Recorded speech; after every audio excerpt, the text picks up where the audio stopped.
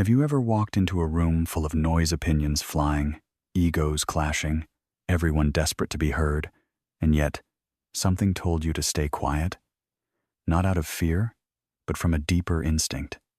In that moment, you sensed something powerful, that not speaking could say far more than anything you might express. Welcome to Psychology Insights, the channel where we don't just talk about power, we redefine it. In today's world, silence is misunderstood. We're taught that if you don't speak, you'll be forgotten, that if you don't defend yourself, you'll be defeated. But what if the opposite is true? What if your silence isn't weakness, but your greatest weapon? Friedrich Nietzsche understood this long before social media, before groupthink, before the noise became relentless. He saw that those who constantly explain themselves are already on the defensive. That real power doesn't beg to be understood, chooses not to explain at all. And when you master that kind of silence, the kind rooted in presence, clarity, and self-possession, you stop chasing influence and start commanding it. So let me ask you, are you tired of being pulled into arguments that drain you? Of defending yourself to people who don't even listen? Are you ready to step into a power that doesn't shout, but shifts the room with quiet certainty? If so, you're in the right place. We're here to help you master the silence that speaks for itself. And that brings us to a deeper question most people never stop to ask. Why do we feel so compelled to speak when silence would serve us better? Why do we rush to defend, to explain, to justify ourselves when no one asked us to? This urge doesn't come from truth. It comes from fear. We've been taught that if we don't respond, we lose. That if we stay silent, we appear weak. But Nietzsche saw through this illusion. He recognized that the impulse to argue is often the ego in desperate to protect itself, terrified of being misunderstood and addicted to validation. So before we can master silence, we have to confront the lie we've been living, that power lives in words. Because once you see through that, you begin to realize that real strength doesn't fight to be understood. It chooses not to engage. Let's break that open. Why do you feel that sharp, almost automatic urge to respond when someone questions your belief or challenges your stance? Why does silence feel like a defeat, as if not speaking means you've lost ground? It's not just about being right. It's about survival, at least. That's what your ego thinks. From a young age, we're conditioned to associate speech with strength. We're praised for speaking up, for defending ourselves, for not letting things slide. But Nietzsche saw through that illusion. He understood that this reactive need to explain, to prove, to correct, doesn't come from confidence. It comes from fear. The fear of appearing weak, the fear of being misunderstood, the fear of not being in control. And behind all that fear, the fragile ego, loud, defensive, and always on edge. As Nietzsche once wrote, "The need to prove oneself is the mark of the herd. The herd, those who live by the gaze of others, trapped in the endless loop of approval and avoidance of rejection. They argue not to find truth, but to preserve an identity built on fragile foundations." But here's the uncomfortable truth. The moment you feel the urge to justify yourself, you've already stepped onto someone else's stage. You've accepted their script. You're no longer in control, you're performing. Nietzsche invites us to something more radical, the art of restraint, the kind of silence that doesn't run away, but stands still with power. Not because it has nothing to say, but because it doesn't need to be heard to be real. Now imagine this. Someone mocks you, questions your worth, tries to provoke you, and you say nothing, not out of fear, but because you've outgrown the game. That moment of stillness, that's not retreat, that's dominion. And that is where power begins, not in your voice, but in your ability to withhold it. Let me ask you something. Have you ever been in a situation where someone was clearly trying to provoke you, pushing your buttons, questioning your worth, waiting for you to crack, and instead of reacting, you just stayed silent? Not because you didn't have something to say, but because you knew that your silence would speak louder than any defense. What happened next? Chances are, they got uncomfortable. Maybe they repeated themselves. Maybe they started rambling, growing more agitated by the second. Why?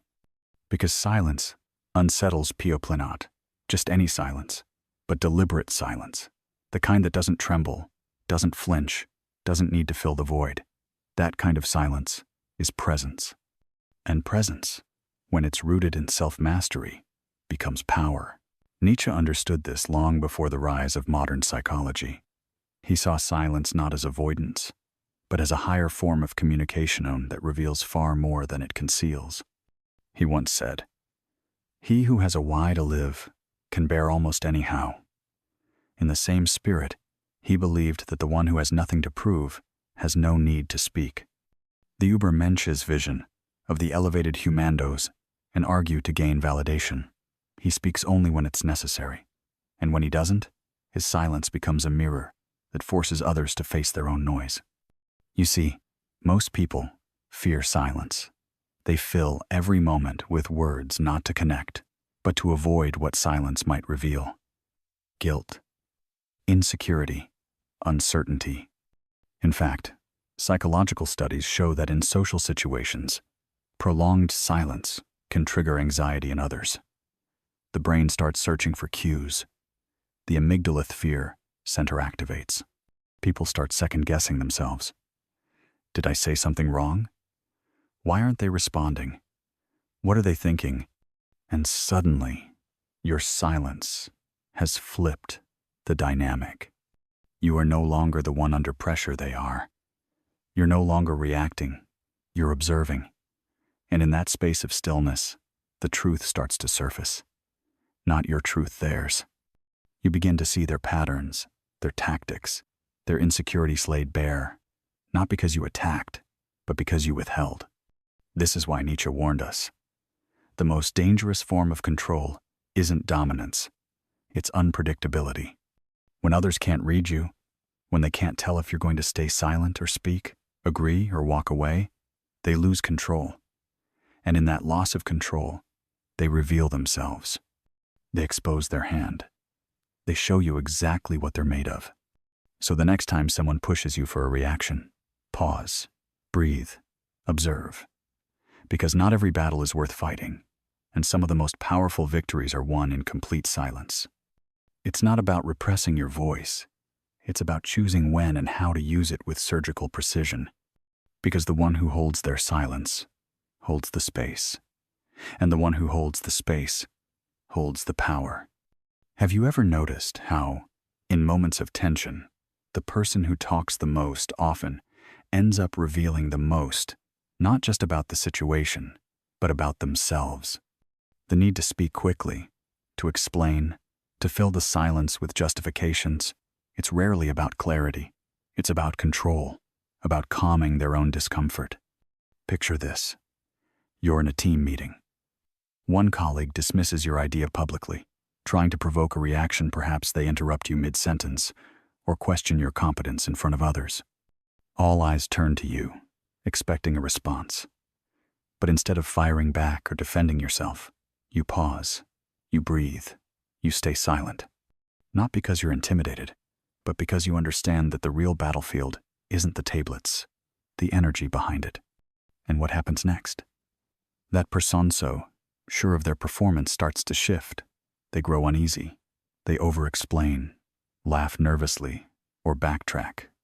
Because your silence creates a space where their own insecurities echo louder than anything you could have said. That's the power of not reacting. Nietzsche understood this psychological dynamic long before we had words like emotional intelligence or non-verbal dominance.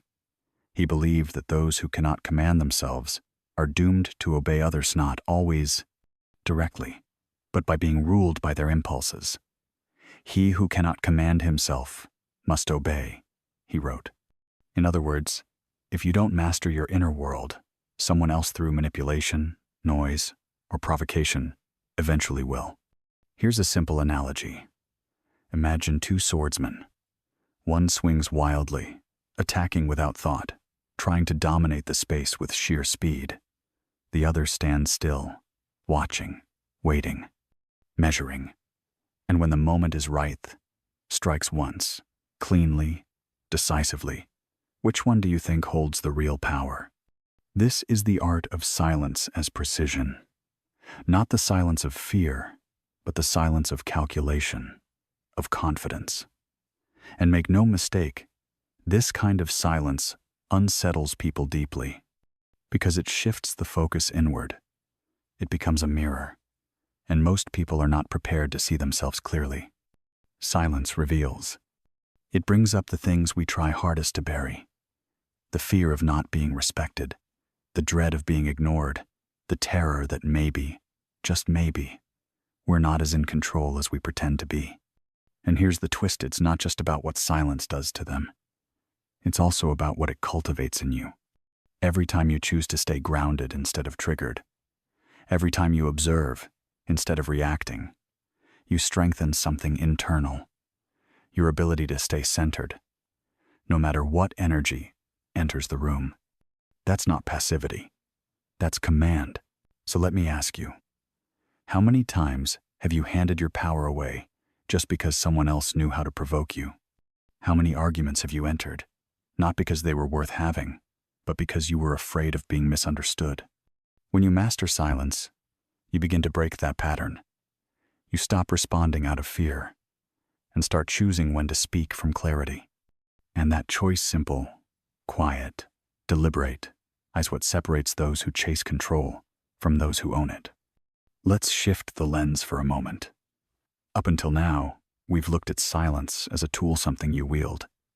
But what happens when silence isn't a choice, but a symptom? What if your silence doesn't come from strength, but from suppression? There's a subtle, dangerous form of silence that doesn't dominate the room, it erases you from it.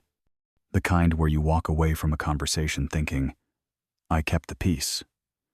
But deep down, you feel a little smaller.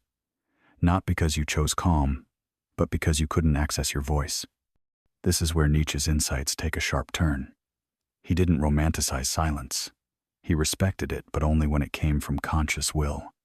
When silence becomes the default, because you've been trained to shrink, to avoid conflict, to always be the bigger person, it stops being a strategy and starts becoming a cage. Imagine this. You're in a relationship, personal or professional, where you're always the one compromising.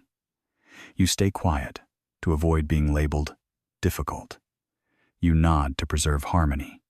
You swallow discomfort to keep things from escalating.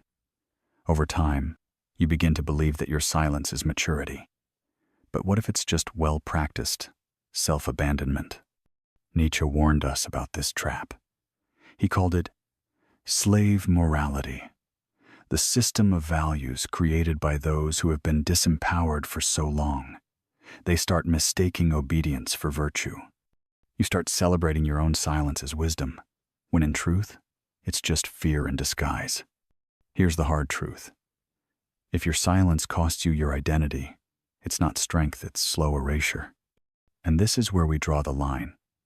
Because not all silence is created equal. There is a silence that commands space, and there is a silence that surrenders it. One expands you. The other hollows you out. So ask yourself, when you stay silent, is it because you've made a conscious decision not to waste energy, or because you no longer believe your words matter? There's a world of difference between those two, and Nietzsche challenges us to know the difference. He didn't write for the agreeable. He wrote for the ones ready to reclaim their voix en haut, by speaking more, but by remembering their worth. And sometimes, remembering your worth means breaking the silence you've been hiding behind. Because if your silence is costing you your sense of self, then it's no longer silence. It's submission. Let's bring it down from theory into reality. Let's talk about the kind of silence that walks into your everyday life, not in grand philosophical battles, but in moments so subtle you might not even notice them. Imagine this. You're at work. A colleague takes credit for your idea in front of your boss. Everyone waits for you to speak up. The room is tense. You could lash out. You could correct them publicly. But instead, you lock eyes for a moment, say nothing, and smile calm, unfazed. Later, in private, you address the truth with precision, not emotion. No drama, no noise, just presence. That's will to power in action.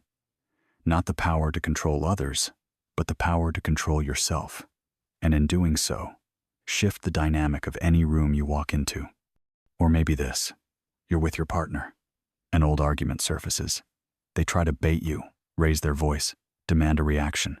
But you've grown. You no longer take the bait. You don't match their tone. You don't enter the storm. You simply say, "I'm not going there with you," and you stay still, grounded, unshaken. The tension in the room suddenly doesn't belong to you anymore. That's not weakness. That's command. Nietzsche's will to power is often misinterpreted as domination over others. But in truth, it's the inner will to rise above the automatic patterns: anger, justification, reactivity, and choose conscious authorship of your reality. Because let's be honest, most people live in reaction mode. Their identity is built on how others see them. They explain themselves endlessly. They fear silence, because in silence, no one is clapping. But here's the thing: you don't need applause if you've already approved of yourself. And that's what Nietzsche meant when he described the Übermensch. It's not about being better than others. It's about being truer to yourself. It's about stepping so fully into your own essence that your silence doesn't feel empty. It feels whole. When you reach that level of self-possession, your silence no longer asks for understanding. It simply exists. And that existence is undeniable. So next time someone tries to control you with words, drama, or noise, ask yourself, do I need to respond? Or have I already won by not playing the game? Because in that moment, when you choose stillness over performance, when you remain calm while the world provokes, you are no longer a follower of reaction. You've become the architect of your own presence. So, if there's one lesson you take away from this video, let it be this: silence isn't absence. It's presence. It's power. It's proof that you've stopped reacting and started choosing. Today on X, we've explored a different kind of strength zone that doesn't raise its voice, but raises the standard. We've challenged the belief that power comes from persuasion, and instead uncovered the truth Nietzsche pointed us toward. That true power begins when you no longer need to prove anything to anyone. You've seen how silence can disarm arrogance, expose manipulation, and reclaim energy you used to waste on meaningless debates. But more importantly, you've learned to recognize when silence empowers you and when it enslaves you. So let me ask you, where in your life are you staying quiet to protect your peace? And where are you staying silent because you've been taught your voice doesn't matter? These questions aren't comfortable, but they're necessary. If this video on psychology insights sparked something inside you, if it reminded you of your inner strength, your calm, your clarity, don't let the message end here. Share this with someone who's always been told they're too quiet. Someone who needs to hear that silence, when chosen, is not retreat, it's command. Leave a comment below and tell me, what part of this message hit home the most? Have you ever felt your silence shift the energy in a room? And if you're ready to continue the journey inward toward self-mastery, presence, and power, subscribe to Psychology Insights, hit that bell, and join a community that's not afraid to grow in silence. Because on this channel, we don't just talk louder, we rise deeper. And always remember, the weak react, the strong stay silent. But the wise, they choose when.